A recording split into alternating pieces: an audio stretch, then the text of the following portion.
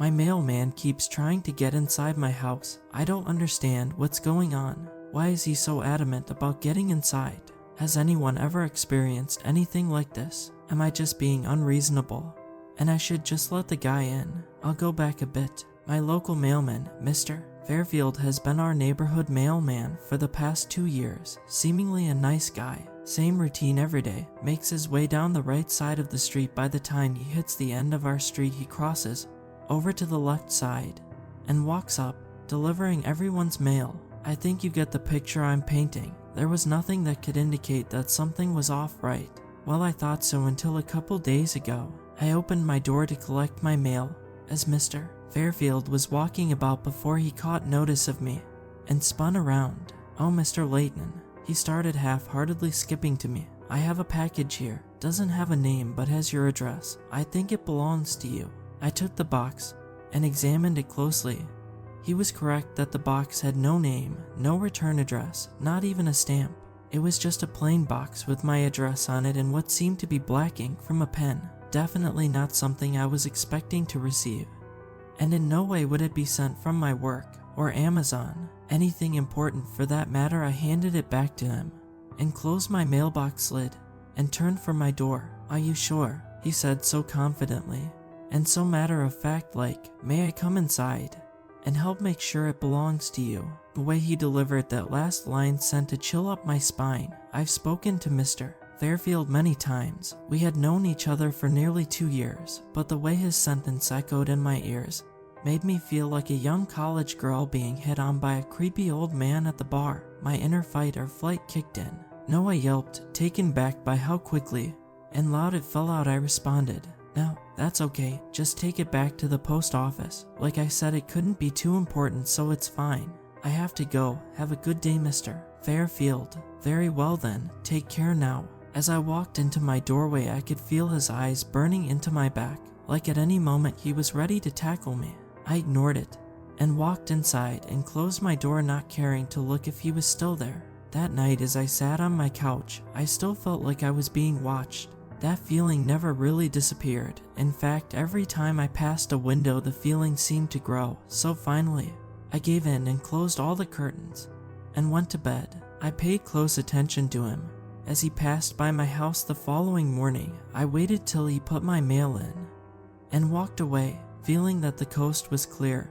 When I saw he was 3 houses down, I made my journey to the mailbox, grabbing everything out and skimming through it, seeing if there was anything important. "Morning, Mr. Layton," a familiar voice said from behind. Damn, I jumped, dropping my pile of mail to the ground. I swung around to see Mr. Fairfield standing 2 feet from me. How was that possible? I just saw him a quarter of a block away. There's no way he could make it to me in that minute duration. Perhaps he ran to me. No, this guy was nearing his 50s, not fat, but certainly not skinny, not to mention carrying a fat sack of other people's mail. That probably was like 30 pounds on its own. If someone with his features ran that far in record time, they'd be red and covered in sweat, most definitely out of breath. He was none of that. He just stood there, not a bead of sweat, his breath steady and calm. I gathered myself together and bent down to recover my mail while I sheepishly greeted him. "Hello, pardon me for startling you, but see, my bladder is full from all the water I've drank today, and as you know, the nearest public rest stop is a hard walk away, and I won't last that far if you catch my drift." He then stepped a couple inches closer to me and said softly, "May I come inside?" The same feeling as yesterday, and once again I felt like prey, unable to escape. Again, that fight or flight response jumped before rational thought. "My toilet isn't working." I looked at him and tried to look firm, but I felt myself shrink at his presence. He wasn't angry or annoyed. His expression didn't change. He just kept eye contact. And then with the same soft voice, maybe even softer, and calmly he said, "Shame." And with that he continued his way down the street. As I watched him, I found it strange he didn't even knock on my neighbor's door or the house after that, 5 buildings down. And he didn't knock on anyone else's door, didn't ring the doorbell, didn't even look at the others. He just kept straight marching down the street, delivering mail like he always did. Surely if a man had to pee so badly, he'd just ask another one of the folks next to me. Hell, there's woods behind us. He could have easily cut into there and taking care of business, but no, he just asked me, and only me. The past 2 experiences could be chalked up to me being a paranoid fool, just like my old man. I mean, was there really any real concern that he couldn't just come inside? He couldn't do any real harm to me, right? I'm in fine shape and 28. He's what? 49.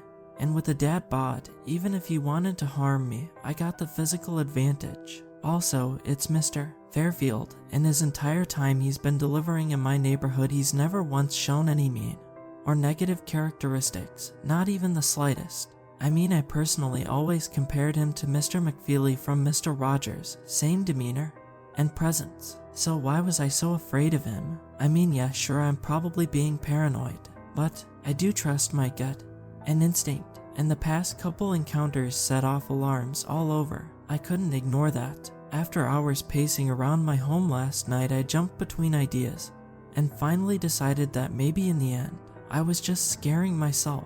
I came to that conclusion and was finally able to rest feeling calm.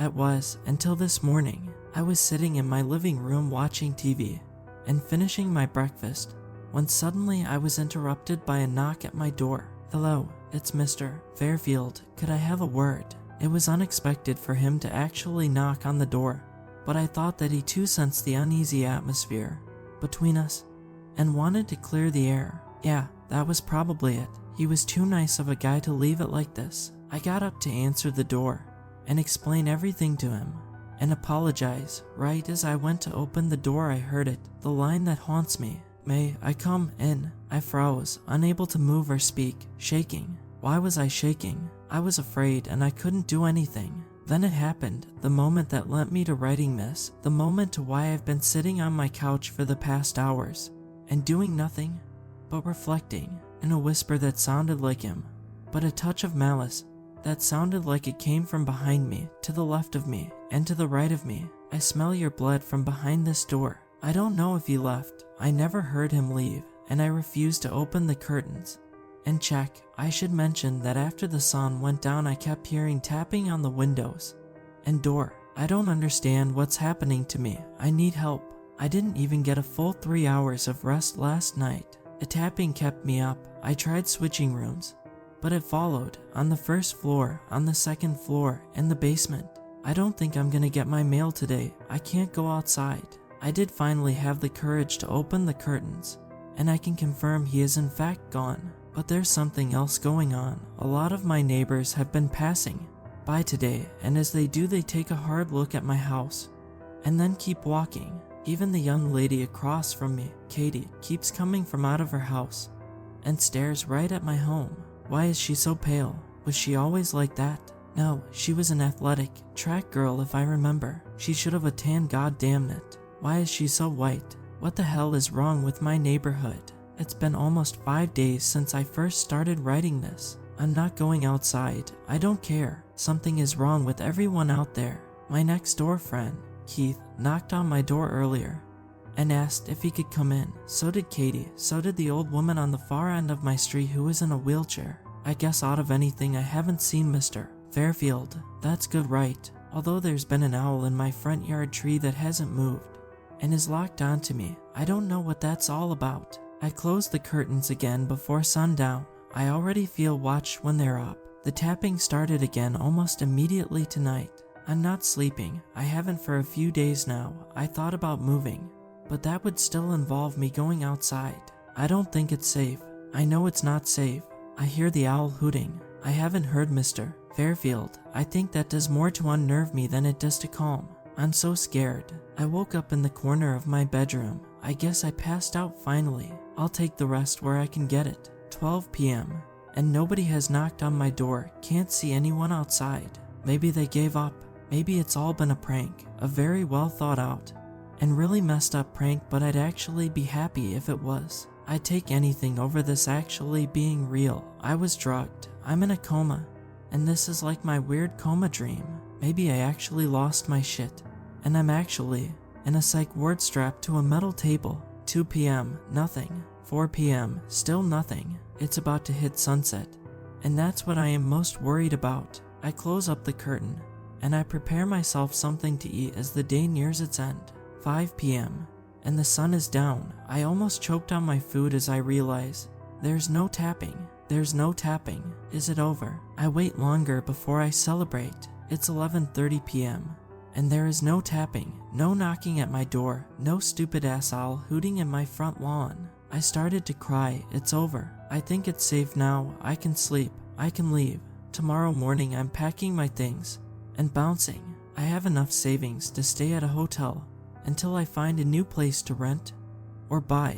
I'll sell the house online and do everything far away. This place can kiss my ass. I don't care if I'm overreacting or being dramatic. I've had enough.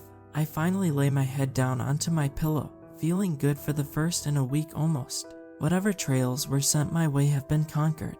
I feel myself drifting away until I hear 3 knocks at my bedroom window. I hear it. Hello, mister. Layton, may I come in?